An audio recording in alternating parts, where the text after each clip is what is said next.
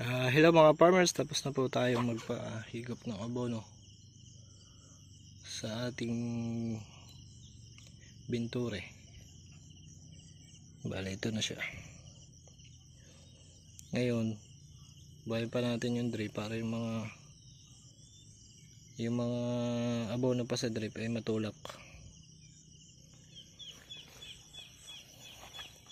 Ayan po. Kung makikita nyo, yun o, puti-puti. Abono yan.